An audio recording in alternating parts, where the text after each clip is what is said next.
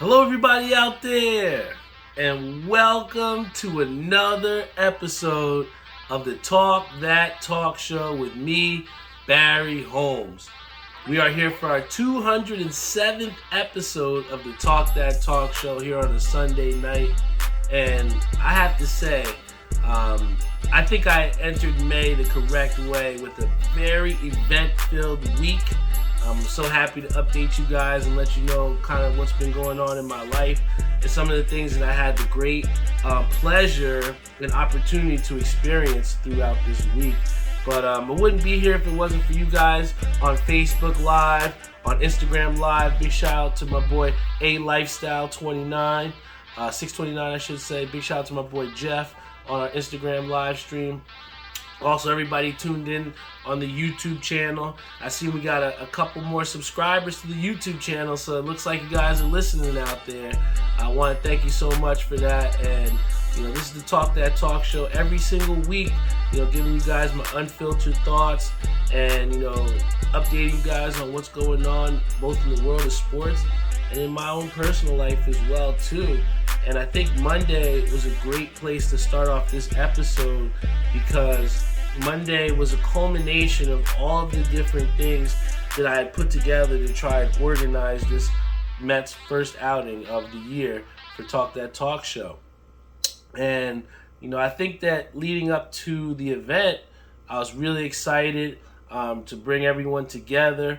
I think last year we had something like 15 or 16 people, and I had only done it at the end of the year. And this year, I decided to make the leap and say, hey, I'm going to do 2 events this year. And, at first it was a little nerve-wracking because, it seems like right when you're, trying to get all the different people together and organizing all the money and, trying to reach out to people. But in the end, like on Monday, when we all were finally there, it just was a great feeling. And not for nothing, like when we planned this like a couple months ago, like, way far in advance, I had no idea that we would be getting this torrential downpour of rain like the past 2-3 weekends. So we were definitely worried. I remember calling Bailey at ticket sales and be like, yo, what happens if we rain out? I hear there's going to be a lot of rain. And she said, it was just, take it as it comes. And I think that it definitely plays on what we talk about all the time with, trying to control what we can control. And I knew the weather was out of my hands, but, I did what I could to bring everyone together. And it turned out to be a beautiful day. And because of all the different rainouts, we were able to enjoy a doubleheader in Citi Field. And, the Mets lost the first game, won the second game. But for me, it was just more about spending time with my family. I feel like, with my brother being away and, with my sister, having her relationship and with all of my different friends and, all the things that they have with their busy schedules, oftentimes, bringing us all together in, trying to make things work with the family schedule, with the work schedule. A lot of times it's hard, but I was just so happy to bring in the month of May with my family, with some friends. We had about 20 people show up, and it's funny because I had this bag of merchandise from the Mets from the last year when I went to the outing, and I had, planned in advance. I was like, what, I'm going to give everyone who goes to the event one of these shirts and one of these hats. And everything kind of happens out for a reason, because when all the people came and it came time for me to hand out the different merchandise to people and thanking them for coming, I had given out every single piece of merchandise that I had in that bag, and there was nothing left. So, I was happy to let everyone be able to take something back home with them, and at the same time, just enjoy some time together with everyone. And I think that that's so underrated in the fact that, when you organize these events, and oftentimes it's just about getting everyone there together. But once everyone is all there, I can't tell you how much fun I had, having beers and seltzers in the Coca-Cola porch. It even was such a great moment that they call him my doppelganger. If you don't know him, his name is he's the right fielder for the Mets. I'm sure you guys know him. But he actually threw me up a ball, Sterling Marte. I couldn't believe it. But he threw the ball up to me, and I didn't catch it. I can't lie. Hopefully they don't got video footage of that, but it kind of like hit me right in the chest. But, can't say that the drinks didn't have anything to do with me not being able to catch it. But it's neither here nor there. I was so happy to get a ball from Sterling Marte. It just truly made the experience dope. And I think one of the things that I was worried about with Doc, and I told her this before, was that I didn't know if people were going to want to come back to the second event, and if we were to upgrade our package, which is something we had discussed, if people would be willing to do that. And I think in leaving, we kind of planted the seeds within people to say, hey, we're going to have the second event September 16th. And the reception that we got from people, and with people saying that they wanted to come back and they wanted to bring more people, it truly meant a lot to me. And it felt as though, for me, it was a successful, attended, and just the vibes were right, man, like Ish said on his Instagram. So it was a great event. Can't wait to do the second one on September 16th. And then also, it kind of gives me confidence, or builds my confidence, to try and build other events and organize other different things to bring people together outside of just Mets games. So I think that a successful event like this just shows that there's skies to the limit for what I can do organizing events and bringing people together. But then it came down to Tuesday, and I remember being so bummed out the last time that we weren't able to go to the Knicks playoff game, because it just seemed out of my reach. It just seemed like something that we couldn't do, something that we couldn't fit into the budget. And, this is how you know when people really care about you, love you, whatever you want to say.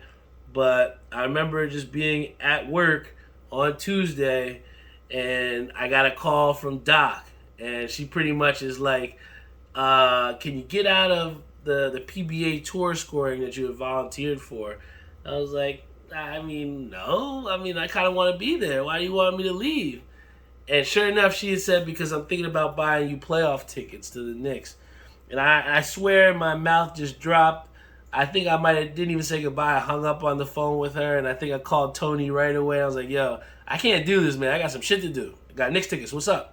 And he was very accommodating, very understanding. And we were able to go to the Knicks game. And I say this, man, I can't thank Doc enough for the selflessness that she provides me as a girlfriend, because I listen to other people, and I listen to how they speak about their significant others.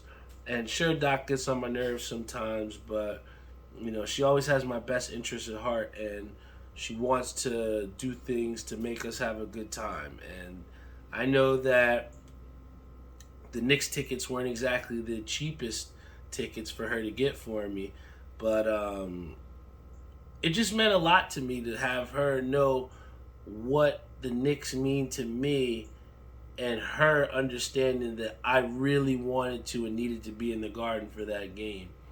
And, Carl always jokes, big shout out to Carl, but he was like, I don't know what Barry has, he always gets some of the best gifts from people, and I never get that. But, I never live my life or, do things for people with the intentions of receiving things in return. And I think that's what made this surprise from Doc so special, because, I had no intentions or no premonitions that this would happen, and she just made it happen. So, that made my week, made my whole month. Got to see the Knicks pick up a big-time win in the Garden. This is all you could have asked for, man. I think that it was funny because at times she was like, I don't know if you're having a good time. It looked like you were, stressing. But I was trying to tell her that's what it is when your team's down 0-2. And, when your team's down, then you got to try and get a dub to even it up. So I think that, for us to be able to have that experience, to go to the Garden, for her to feel the tension to where she's like, are you even enjoying this game? Because I'm literally on the edge of my seats. I haven't bit my fingers in years, and I was biting my fingernails. So I'm like, God damn, these Knicks better not lose this game, you know. But it was crazy, man. Going down 0-1 and kind of setting the series up to go to Miami 1-1. We all know what happened in Game 3. Knicks. We're gonna get into that a little bit later into the show, but I think that it was definitely for me one of the best Knicks memories going to that game and seeing them not just in the first round series but in the second round. Something that I can say that I had never seen in my life live. So that's what it's all about. And then on Wednesday, big shout out to Pops. He gave me kind of the rundown about what happened. And I think that with Pops talking about the closing of the season, I think that for a lot of people, it brings up the questions of what are you going to do next season, or what are the types of decisions you're going to make about whether you're going to leave a league, stay in a league, find a new team, different team members. So I think that, Wednesday for Pops, had been for a long time one of his favorite nights to bowl. And, from a team cohesion standpoint where that's kind of been lacking, like Pop said, it kind of has him in a way a little bit checked out. And it's tough to hear that, especially when you have someone like your Pops who's kind of anchored that team for so long. And realistically, it kind of just brought up the notion that sometimes it's time to go. And, I think that in closing these last couple weeks out of, the season, it brings up the grim reality that a lot of things won't be the same come next season. A lot of teams are going to be different. One of the places that we frequented a lot, Woodbridge Lanes, is not even going to be there anymore. Different leagues, different teams, different shots. I think that the nuances or the things that the unknown about what's going to happen is kind of exciting in a way for us too, because, I think that, leading up to before my accident, I felt as though the trajectory of the season was kind of like in limbo, and I didn't know whether I was going to take that next step to be a better bowler, or if I was still kind of stuck in this funk. But I think that the main thing to try and propel me or push me forward has been, the physical therapy each and every day that I've put to try and get my body to feel good. I don't think it's underestimated sometimes. When we talk to Doc and I talk to other people, and the residual effect of what happened to me in February sometimes is just a little bit lost and overlooked.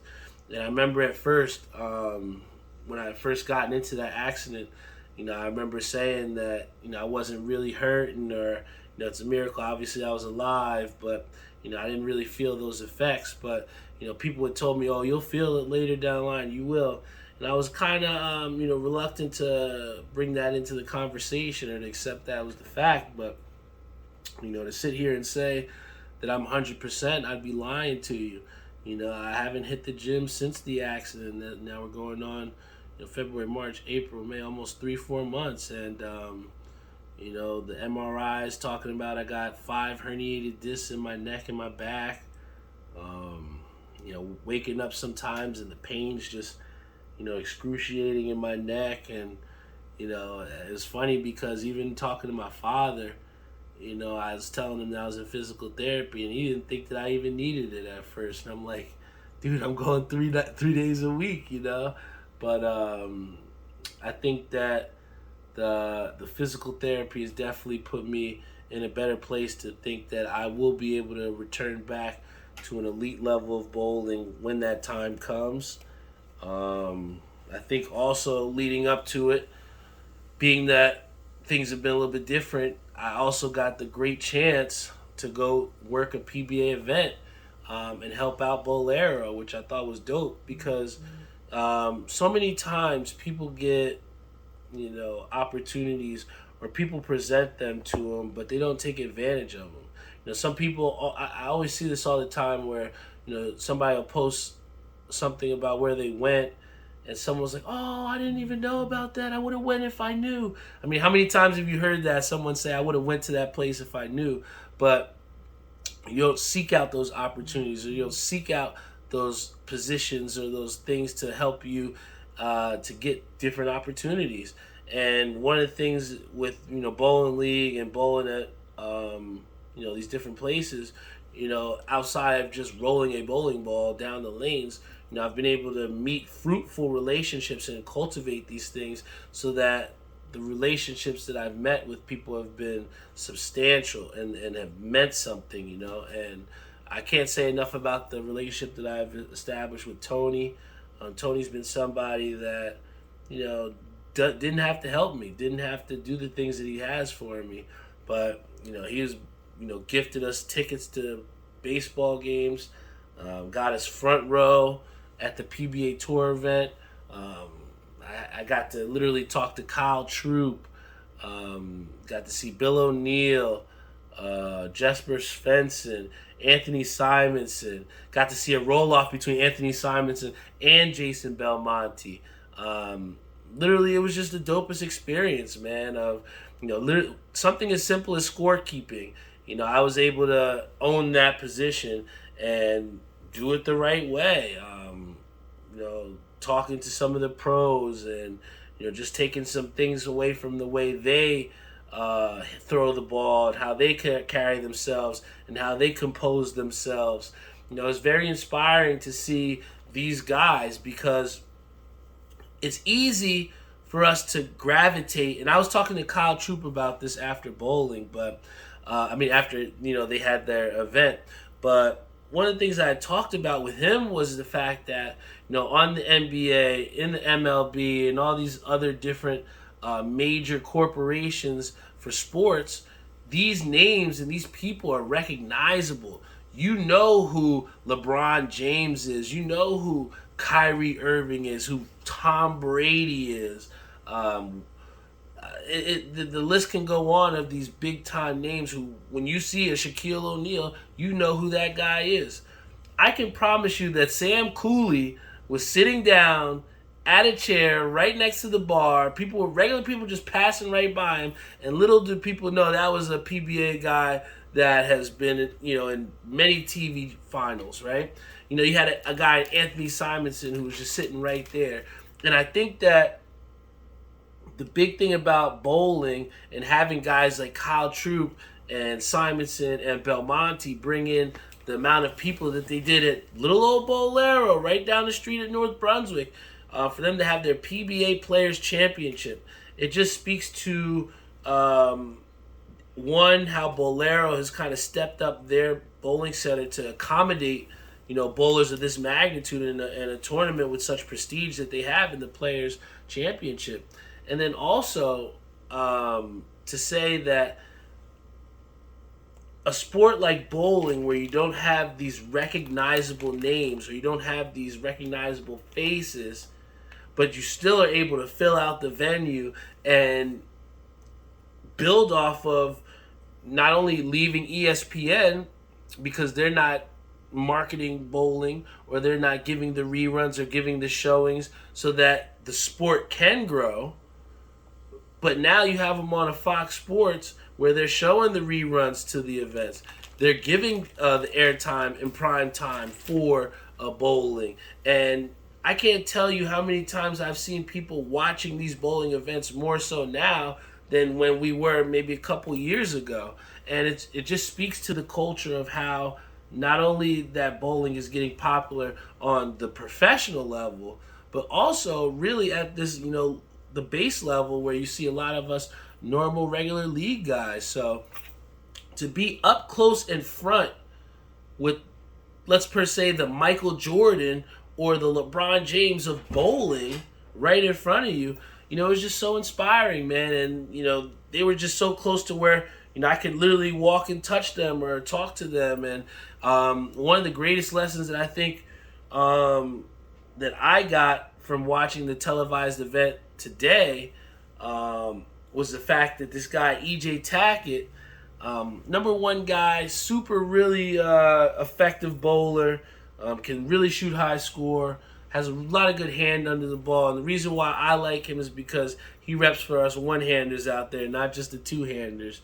But, E.J. Tackett had a situation where in the most clutch, crucial frame where you can really put the game away, he winds up leaving a 7-10 split. Now, he did not make any of those pins out of the 7-10. And one of the things that they always tell us, whether it's your dad, your teammate, or whatever, they always tell us to make sure you get a pin. You never want to throw a bowling shot and not get anything in return. So, E.J. Tackett goes up there, he kind of wing-dings it, goes through it fast, and he does not get one of the two pins. He does not. Other guy comes up here, handles his job, and E.J. Tackett winds up losing by one pin. And he eventually would go on to lose the roll-off. But I know that he's going to lose some sleep tonight because of the fact that he did not get one pin. They always say, get the wood. You never want to throw a bowling ball and not get anything in return. So for him, he took advantage of the fact that, I fucked up this shot. I'm never going to have a chance to win. I don't have a chance to win. But the other guy left the door open. But the fact that EJ did not close the case and did not at least get one pin, he wound up getting bumped out of the tournament as the number one seed. So my point is in telling this story is something that happens to us all the time, at the base level, the amateur level. I can't tell you how many times I've went into the 10th frame and split, or I've went into the 10th frame and missed the 10 pin that's cost us the game. But, it hasn't been to the magnitude of losing to the beat of 100K, And I think that to see a guy, E.J. Tackett, who is this guy that we hold all the way up here, and see him still struggle and have the same problems that, us regular people have, I think that it just brought to point more of what my father has said about why it's so important to get the wood. So, I think that especially for, people that have kids or people that want to bring youth to these types of events, whether it be bowling, National Basketball Association, MLB, MLS, I think the bottom line is that even within these games, these storylines, there's something to be learned and something that you can take away from them. And it's just up for you to decipher that. I was just really happy to enjoy the show, be a part of something, being on TV, flashing my Talk That Talk Show jersey. It was an opportunity getting to be VIP at Bolero and at the PBA Tour event. And I think I made the most of my opportunity. I was able to get Ish, my brother, I was about to get Ish, my sister, her boyfriend, Doc. Everybody got to sit front row at Bolero for the TV special. And I think that, it also brings up the point of, trying to bring up the people around you that mean the most to you as well, too. I could have literally sat there and been hyped because it was just me, front row, but it only was right to have my sister come up, to have my girlfriend come up, to have my sister's boyfriend come up, TK, one of my good friends.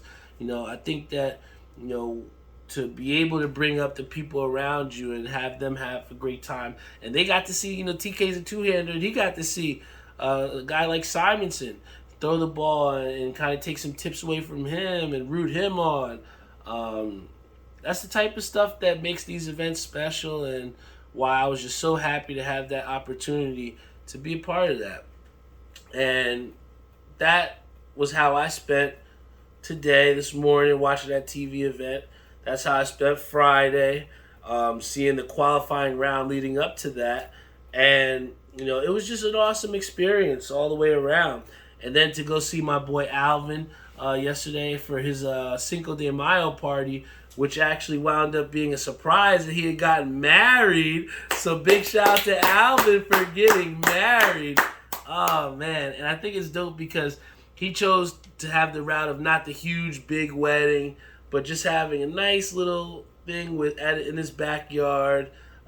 with his friend and with his girls. I mean, with his wife's friend as well. And I think sometimes we look for these big time events, but it really just comes down to the effect or how those two people feel within it. And I think that Alvin was just glowing with happiness. And I think that for me, the biggest thing that I wanted to talk about on the show today with him was just how happy it made me to see him happy.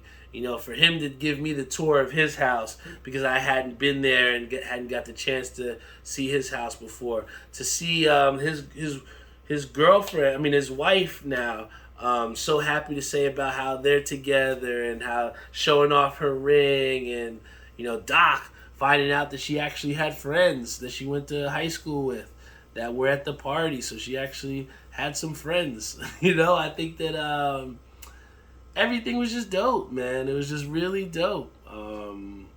Seeing Alvin in his glory, I guess you could say. And I think that that's the biggest thing that I want everyone to take away is that, when you have people that want to share their most special times with you, it's the ultimate level and the ultimate show of respect, I guess you could say. And I'm just happy that Alvin wanted me to be a part of him sharing to the world that Cinco de Mayo is their official anniversary. So, big shout out to Alvin for that. And then also, before I hopped off the air here, I wanted to share a story with you guys that happened to me at North Plainfield High School. There's a student, I'm not going to say his name, but he's somebody that I had subbed in for this the para that was for this student, and he was a student that is on the spectrum, a little bit special, but just doesn't necessarily have the social cues or doesn't necessarily have the capacity to be social. Something that's so easy for us, it seems so hard for him to do. And it's difficult. It was difficult for me because I see him and I see that he just he's trying, but he's just not getting just there yet. And I had the opportunity to be a substitute gym teacher one of those days of the week. And a lot of times with them at the high school level, the teachers don't necessarily interact as far as playing with the students. But, I saw an opportunity where they were making up basketball teams, and I knew for a fact this boy would not get picked. And I knew for a fact that the kids may not wanted to have played with him. So I sacrificed, and I was like, you know what? I will play. I'll get in this game, but I want him. And I kind of flipped the script to where a lot of times, you'll pick the best guys. You'll pick these guys, and they're like, oh, I don't want that guy. Well, I stepped up. I was like, I want that kid. And I can't tell you the way that kind of like made a smile or put that brightness on his face. And we just played basketball, man. Sure, I passed the ball and he stunk. You know what I mean? Sure, he got scored on or wasn't able to do what everybody else was able to do. But he didn't complain not once, and he still was out there having a good time. And I remember there was one time where I got in the rebound, right? And we all know about having to check it or taking it behind the three-point line to check it. But I saw, I'm not going to say his name obviously, but I saw him right on the free throw line. And I'm looking, I'm like, yeah, I can pass it there. Yeah, I can pass it there. I was like, I'm going to pass it to my boy right here. So I passed it to him. And literally, he catches it. And I just said to him, I was like, shoot it, shoot it, shoot it. And it's funny because the kids that were with us, nobody, it didn't seem like anyone tried to go at him or anything like that. It was like we were all almost spectators to see what he was going to do in this moment.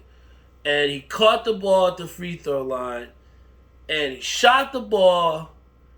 It went dink off the backboard and went right in. And literally all of us, we started clapping. You know what I'm saying? We started clapping. And for that 10, 15 seconds, I think he forgot that, he may have been a little bit different from everybody else. He felt like a regular high school kid playing a basketball game, and he got to make a shot. And inside for me, I just wanted to just scream and be like, ah! But, for him to be able to share that special moment and kind of facilitate that and see him kind of come out of his shell and, smiling, that made my entire week, man. So I think about things, and I say that last story before I hop off the air because I want to bring up the point of what I said at the beginning of the show. We could sit here and wait for opportunities to come our way. I could sit here and be like, oh, I'm going to, some good job's going to come my way. I promise you that. I can sit here and be like, oh, someday I'll be a better bowler. Oh, someday I'll get over this car accident. Or you can do some actions about it. You can seek out the opportunities to get better. You can seek out the opportunities to make substantial experiences within your life. And I just felt like in that moment, I could have been like any other substitute that had ever come across North Plainfield, got in a fucking chair, sat there, took attendance, and that would have been it. And nobody would have cared. Not one person would have cared. But I never forget when I was working in Newark, when I had my own office, one of the things that I had in there, and it was a poster. And the poster said, it's easy to do the right thing when someone's looking. It's hard to do the right thing when no one is looking. Right? So when you have all the eyes on you, it's so easy to make that right decision because you got to do it. But nobody is holding me accountable in that gym for how I interact with the students. It is up to me to create these opportunities and to create these experiences for these students so they can learn something, right? I can sit down on a chair, go on FanDuel and set up a couple four leg parlays, and that'd be the end of the day. But I chose to take the opportunity to say, hey, let me go in here and play this basketball game so this kid can feel some sort of normalcy. And for him to make that shot, it made everything that I wanted to do worth it. And,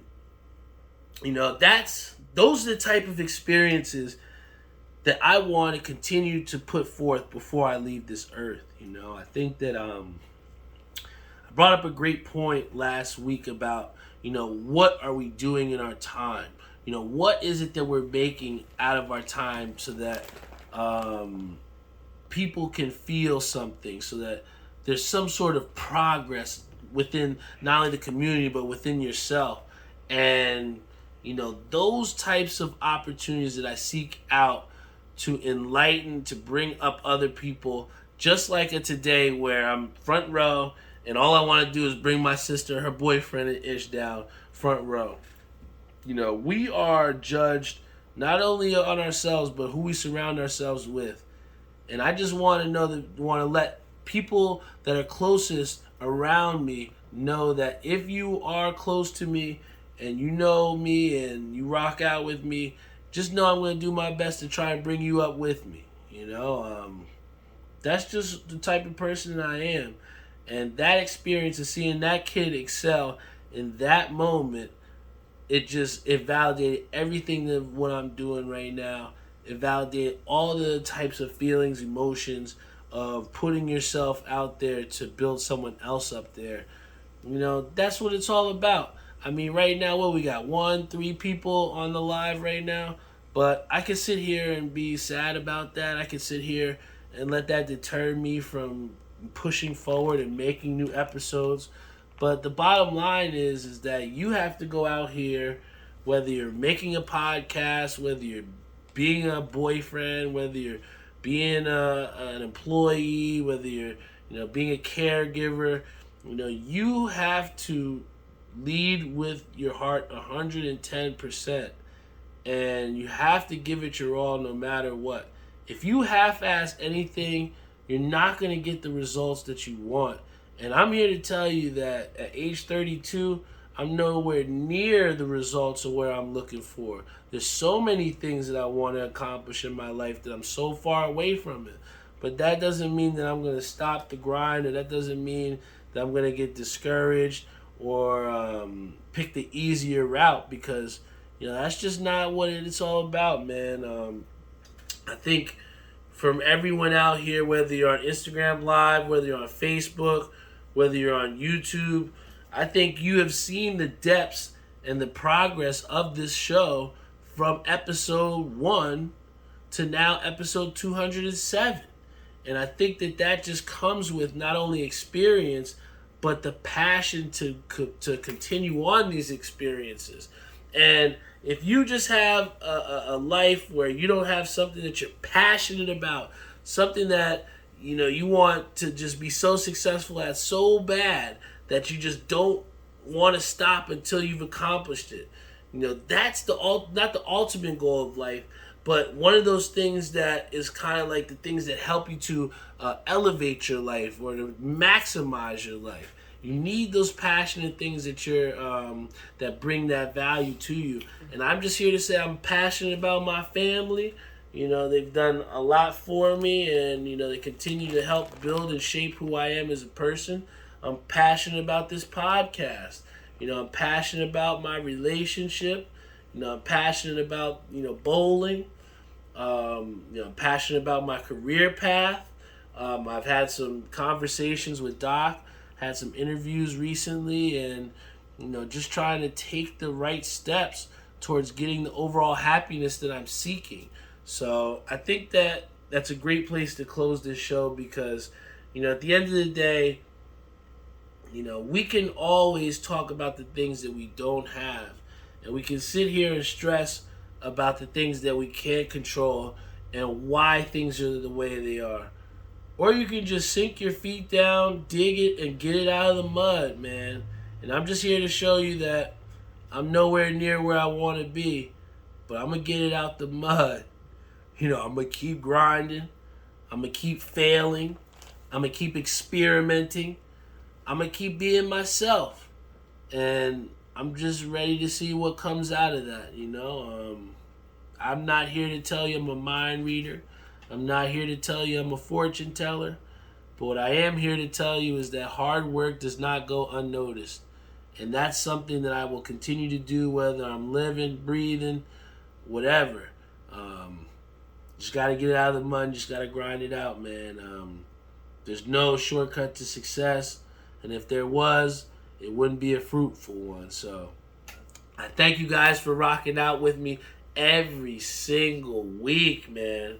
Whether you're Howard Cott, Marissa, Russ, Ish, Al, I thank you all from the bottom of my heart, because there's a reason why I choose to thank everyone at the end of the show and the beginning of the show, because you guys, if it wasn't for you all, I wouldn't have a platform to share my thoughts, my unfiltered thoughts. I wouldn't have a platform to voice my opinion, to actually be on television promoting my podcast on a PBA Tour event. That doesn't happen if it wasn't for episode 141. The 200th episode wouldn't happen without the 100th episode. This is all a continuous process that I hope you are all happy to be a part of. So thank you so much for rocking out with me on the Talk That Talk show. Episode 207 is in the books. Woo! Hopefully, by this time next week, we'll be talking about the Knicks in a much better position than the 2-1 hole that they're in. We need to get a big win in Miami. Hopefully, my Mets can start getting better too. They have been performing terribly. Got swept by the Tigers. Can barely get a win against the Rockies. So, hoping for our New York sports to get a little bit better. The Devils wound up winning today. Big shout out to the Devils. But we got a lot of great sports to watch, guys. This is the Talk That Talk show. I love you all. and I will see you all next week.